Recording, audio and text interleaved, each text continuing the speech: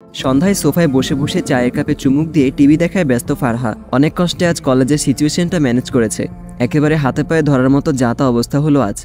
আগামী 2 দিন কলেজ আর কোচিংয়ের কাছে দিয়েও যাবে না বলে প্রতিজ্ঞা করে বসে আছে সে।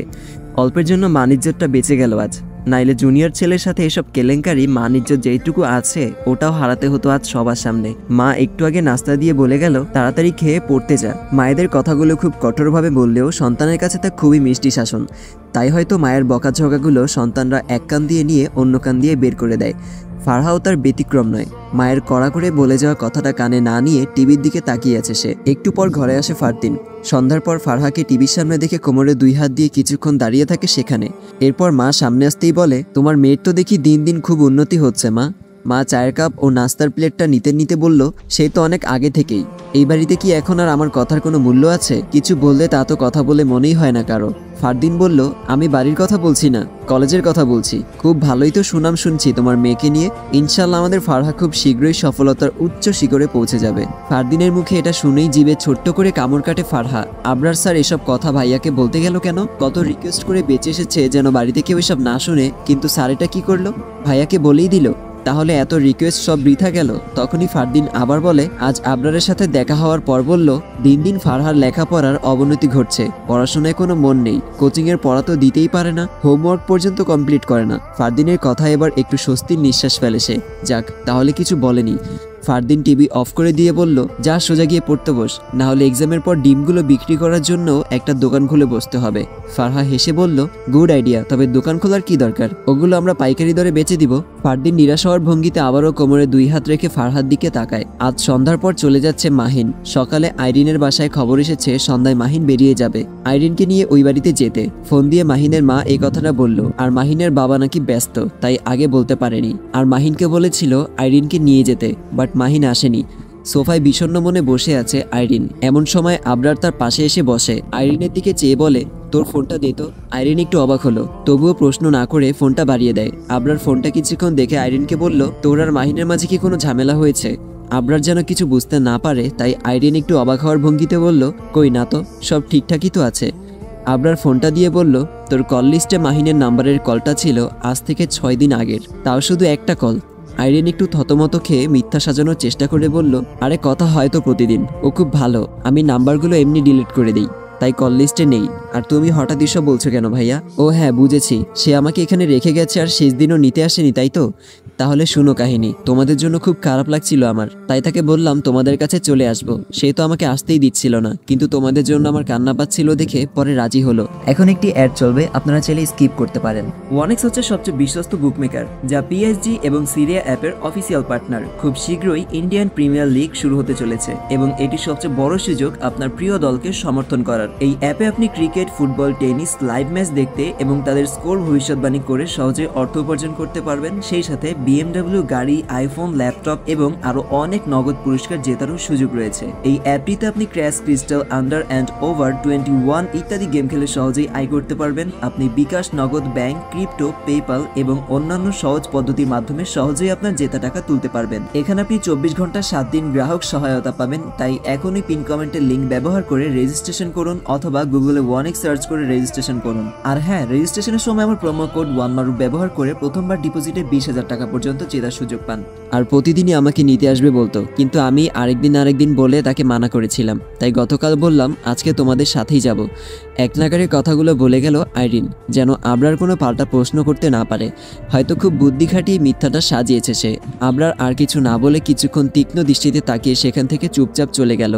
তারপর চোখ বন্ধ করে একটা দীর্ঘশ্বাস নিল আইরিন। দুপুরের আগেই ওই বাড়িতে পৌঁছে যায় তারা। দুপুরের খাওয়া শেষে আইরিনের বাবা আর অন্যান্য আত্মীয়রা সোফায় বসে কথা বলছে, আর আইরিন আছে মহিলাদের কাছে। বাড়িতে কয়েকজন অতিথি আসায় বিয়েবাড়ির মতো মনে হচ্ছে আজও। বিকেলের পর আইরিন ও মাহিনকে একসাথে আলাদা করে দিল একটা রুমে, নিজেদের মাঝে কিছু কথা বলার জন্য। আইরিন চুপচাপ মাহিনের পেছনে গিয়ে দাঁড়িয়ে মাথা নিচু করে বলল, আজও কথা বলবেন না আমার সাথে? কি বলবেন বলুন? মাহিনের কণ্ঠে বিরক্তিকর ছাপ। আইরিন আবারও নির্লজ্জের মতো বলল, আমাদের এখানে কেন আলাদা করে দিয়েছে সবাই?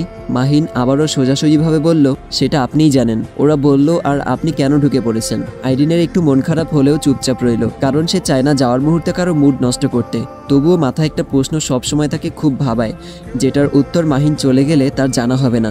তাই বলেই দিল, সত্যি করে বলেন তো, আপনি আসলে কি চান? মাহিন আবারও বলল, আমার চাওয়াটা না ভেবে এটা ভাবেন যে আপনার মন কি চায়, আর আমি কি চাই তা সময় হলেই বুঝতে পারবেন। সন্ধ্যার পর সবার থেকে বিদায় নিয়ে চলে গেল মাহিন। আইরিনের সাথে আর কথা বলেনি। রাতে আইরিন তার বাবাকে গিয়ে বলল, আমি এখানে থাকবো না বাবা, আমার ভালো লাগছে না, আমি তোমাদের কাছেই থাকবো। প্রয়োজনে সে ফিরে এলে তখন এই বাড়িতে চলে আসব। অবশেষে মাহিনের ফ্যামিলিও মেনে নিল এটা। আইরিনের বাবা যখন তাদের বলল, ছোট মেয়ে, সংসার কি তাও জানে না ঠিকভাবে, তার উপর হাজবেন্ড চলে গেছে 6 মাসের জন্য বাইরে, নতুন নতুন এখানে এভাবে থাকতে ভালো লাগবে না তার। আর আইরিনের পরীক্ষাটাও শেষ হোক আর মাহিনও দেশে ফিরুক, তখনই না হয় একেবারে চলে আসবে। এই সময়টা আপাতত বাবা মায়ের সাথেই থাকুক। কেটে গেল কয়েকদিন। প্রতি বছরই কলেজ থেকে ফাইনাল ইয়ারের স্টুডেন্টদের নিয়ে 1-2 দিনের জন্য ট্যুরে যাওয়া হয়। ঠিক এবারও যাবে সবাইকে নিয়ে। এতে এক্সামের আগে একটু মাইন্ড ফ্রেশ হবে একটু হলেও, আর ঘোরাঘুরি করলে মন এমনিতেই ভালো থাকে। ফাইনাল ইয়ারের টোটাল স্টুডেন্ট আছে 543 জন। এর মাঝে হয়তো অনেকে যাবে, আবার অনেকে যাবে না, তাই কয়েকদিন আগে থেকেই লিস্ট করা শুরু হয়েছে। আজ ক্লাসে আবরার স্যার ট্যুরের কথা বলে গেল, আর লিস্ট করার দায়িত্ব দিল ফাহাদকে। ছেলেটা পলিটিক্স করে, নানান জায়গায় মিছিল মিটিংয়ে সেই পোলাপানদের একসাথে করে। তো আবরার স্যার টিম ম্যানেজমেন্টের দায়িত্বটা তাকেই দিল, কারণ ছেলেটার মোটামুটি হলেও টিম ম্যানেজ করার অভিজ্ঞতা আছে। আর মেয়েদের মাঝে দিল একজনকে। আবরার স্যার ছেলে মেয়েদের মাঝে ভাগ ভাগ করে টিম লিডার বানিয়ে দিয়ে গেছে। আর সকল স্টুডেন্টদের দায়িত্ব আবরার নিজেই নিয়েছে, কারণ সে নিজেও স্টুডেন্ট থাকাকালীন ও বন্ধুদের নিয়ে ট্যুরে যাওয়ার সময় নিজেই সব ম্যানেজ করত। ছুটির পর কোচিং শেষ করে বাসার দিকে রওনা দিল ফারহা, আইরিন ও সাথী। বাকি দুজন ফারহাকে বুঝাতে ব্যস্ত, কারণ ফারহার ধারণা তার ফ্যামিলি কখনোই তাকে কোথাও একা যেতে দিবে না। তাই পাশ থেকে আইরিন বলল, প্রয়োজনে আমি ফারদিন ভাইয়া আর আঙ্কেলকে বুঝিয়ে বলবো, দেখবি তারা না করবে না। হুট করেই ফারহা বলল, না তুই ভাইয়ার সামনে একদম যাবি না, কখনো যাবি না, কোনোদিন যাবি না। ফারহার কথায় অবাক হয়ে গেল আইরিন ও সাথী দুজনই। আইরিন অবাক ভঙ্গিতে বলল, কেন যাব না? ফারহা আর কিছু না বলে শান্তভাবে বলল, না কিছু না। আইরিন ও সাথী দুজনই অবাক হয়ে তাকিয়ে আছে ফারহার দিকে। কথাবার্তা একটু অদ্ভুত হলে অবাক হওয়াটাই স্বাভাবিক। হয়তো এই অদ্ভুত কথার কারণটা জানতে ফারহার দিকে তাকিয়ে আছে দুজন। ওদের এমন আগ্রহ দেখেও আর কথা বাড়ালো না ফারহা, চুপচাপ সামনের দিকে পা বাড়ায় সে। বাসায় এসে শাওয়ার নিয়ে খেয়ে বিছানায় লম্বা হয়ে শুয়ে পড়ল ফারহা। চোখ লেগে এসেছে, তাই বিকেলটা শুয়েই কাটিয়ে দিল। সন্ধ্যা হতেই মা এসে ডেকে দেয়, কড়া গলায় বলে, উঠে নামাজ পড়ে তাড়াতাড়ি পড়তে বস। নামাজ নাই কিছু নাই, বিয়ের জন্য আসলে পাত্রপক্ষ যখন জিজ্ঞেস করবে মেয়ে নামাজ কালাম পড়ে কিনা, তখন কি উত্তর দিব? ফারহা 2 হাত মেলে হাই তুলতে তুলতে বলল, মেয়ে নামাজি, এই কথাটা পাত্রপক্ষকে বলার জন্য নামাজ পড়লে কি তা কবুল হবে মা? তার মা আর কিছু বলল না, হয়তো নিজের কথার বোকামি বুঝতে পেরেছে। যাওয়ার সময় বলল, যা বলেছি তাই কর, নামাজ শেষ কর, আমি নাস্তা বানিয়ে দিলে খেয়ে পড়তে বসবি। আমি চলে যাওয়ার পর আবার বিছানার সাথে লেগে থাকিস না। সন্ধ্যার পর থেকে ফারহা পড়ার ফাঁকে বারবার উকি দিয়ে দেখছে ফারদিন বাসায় ফিরেছে কিনা, কারণ বাবা মাকে ট্যুরের কথা বললে তারা হয়তো রাজি হবে না। তাই ভাইয়াকে দিয়ে কোনোভাবে একটু ম্যানেজ করার বুদ্ধিটাই বেছে নিল সে। কিছুক্ষণ পর ফারদিন বাসায় আসলো। ফারহা ভেবে নিচ্ছে ফারদিনের কাছে গিয়ে কিভাবে কথাগুলো শুরু করবে। যাই হোক, আগে ভাইয়াকে রাজি করাতে পারলেই সে বাবা মাকে রাজি করিয়ে নেবে। কিছুক্ষণ পর ফারহা উঠতে যাবে, তখনই ফারদিন একটা প্লেটে কিছু চিপস ভাজা নিয়ে তার পাশে এসে একটা চেয়ার টেনে বসলো।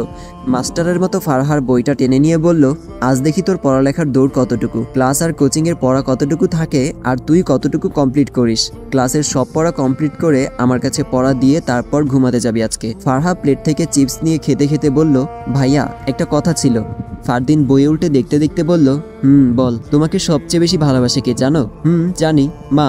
ফারহা নাক কুচকে বলল, আরে ধুর, মায়ের চেয়েও বেশি আমি ভালোবাসি, অতএব তোমাকে সবচেয়ে বেশি ভালোবাসে তোমার বোন। ফারদিন ভ্রু কুচকে আর চোখে তাকিয়ে বলল, এত ভঙ্গিতা না করে মতলবটা কি বলে ফেল। তার মানে তুমি বলতে চাইছো আমি শুধু মতলব খুঁজে তোমাকে এসব বলি? ও আচ্ছা, তুমি বলতে চাইছো আমি তোমাকে ভালোই বাসি না? ফারদিন তাকে থামিয়ে দিয়ে বলল, হয়েছে থাম, আমি কি তা বলেছি নাকি? আমি বলেছি তুই হয়তো কিছু একটা বলতে চাস, ওটা বলে দে। এবার ফারহা একটু হেসে বলল, কলেজ থেকে ট্যুরে যাবে চট্টগ্রাম, বাকি ফ্রেন্ডরাও যাবে। ফারদিন শান্তভাবে বলল, জানি। তারপর ফারহা সোজা হয়ে বসে বলল, আমিও যাব, প্লিজ তুমি বাবা মাকে ম্যানেজ করে দাও। ফারদিন আবারও বলল, এটাও জানতাম। তারপর ফারহা একটু রাগি চোখে তাকিয়ে বলল, কি তারপর করছো? তুমি কি আমার কথা শুনতে পারছো? ফারদিন বইয়ের পৃষ্ঠা আরেকটা উল্টে বলল, শুনছি। তারপর? ধুর, খাওয়ার সময় ফারদিন গিয়ে টেবিল টেনে বসলো। চারদিকে তাকিয়ে ফারহাকেও ডাক দিল খাবার জন্য। ফারহা হোমওয়ার্ক কমপ্লিট করতে করতে বলল, তোমরা শুরু করো, আমি আসছি আর একটু। ফারদিন খাবার বেড়ে নেয়। তখন পাশ থেকে তার মা তার বাবাকে বলে, কি যেন বলেছিলে, ছেলে কি করে? বাবা খেতে খেতে বলে, ছেলে আর্মি অফিসার, 2 ভাই, দুটোই একেবারে প্রিন্সের মতো। ছোটটা ইংল্যান্ড গেল পড়াশোনার জন্য। ফ্যামিলিরও অনেক নামডাক আছে, তারা কিছু চায় না, শুধু ফারহাকে চায়।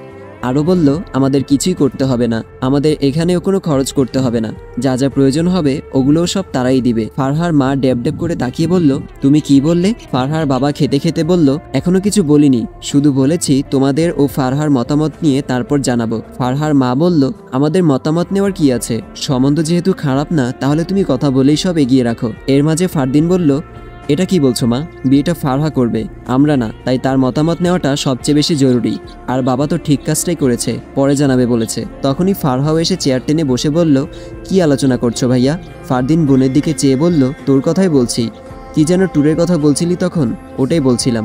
মাকে বিষয়টা খাওয়ার আগেই বলেছিল ফারদিন, তাই মা বলল, মেয়ে মানুষ ফ্যামিলি ছাড়া বন্ধুদের সাথে এত দূর যাওয়ার কোনো দরকার নেই, তুই সাথে গেলেও একটা কথা ছিল, একা একা কোথাও যাওয়ার দরকার নেই ফারুর। ফারদিন বলল, একা যাচ্ছে না মা, তার সাথে তো আবরারও থাকছে, আমি আবরারকে সব বুঝিয়ে বলবো। ফারহাকে চোখে চোখে রাখতে। কলেজ গেট পেরিয়ে ভেতরে আসতেই দূর থেকে একটা ছেলে আপু আপু বলে দৌড়ে আসলো। ফারহা পেছন ফিরে দেখে ওই দিনের ওই আবরার নামে ছেলেটা। দৌড়ে এসে বলল, কেমন আছেন আপু? ওই দিনের পর 2-3 দিন আপনাকে কলেজে দেখলাম না, কালকে নাকি এসেছিলেন, তাও কখন চলে গেলেন দেখিনি। আসলে আপু সরি, আমি জানতাম না এমন একটা ঘটনা ঘটে যাবে। কেউ নিজের ভুল স্বীকার করলে তাকে ক্ষমা করে দেওয়াটাই উত্তম। তাই ফারহাও বলল, আচ্ছা ঠিক আছে, আর কারোর সাথে এমনটা করবে না। ছেলেটা বলল, তবে আপু আমি সত্যিই আপনাকে ভালোবাসি।